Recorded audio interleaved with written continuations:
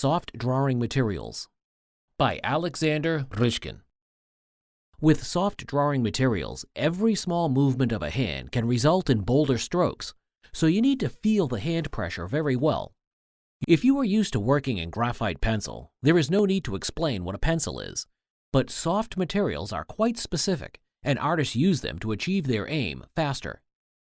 They differ greatly from graphite and are very versatile. Even a light touch of chalk on paper will make a visible mark. In addition, chalk can be smudged very easily. When drawing with soft drawing materials, it is a good habit to be more careful and to keep erasing to a minimum. Drawing with a full stick is good when you do lines with its tip. You can even break up the tip from time to time to keep it sharp. The line in chalk is very bold and strong. You can repeat the line and smudge sideways to increase the gradation.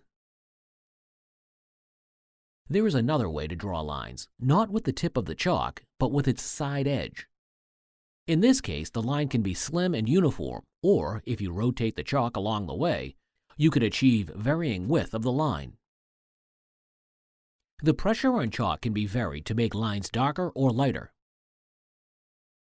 So, why do we smear lines when drawing with soft drawing materials? If we leave lines unsmudged, an eraser will smudge pigment from side to side. However, should you first take off extra dust with a finger or cloth, erasing with rubber will be easier. This tip works for different widths of lines. You can gradually build tonal values or build up drawing to its full strength from the first strokes. Drawing with soft materials is very flexible. Quite often, art students are afraid to make a direct transition from working in graphite pencil to drawing with chalks, because they have to be held and handled differently. There's an intermediary solution of getting used to soft drawing materials. There are sanguine and sepia pencils you can draw with. To achieve a wide gamut of strokes, you can use both soft chalks and pencil in one drawing. For example, some background areas can be filled fast with chalks, and more detailed spots worked out in pencil.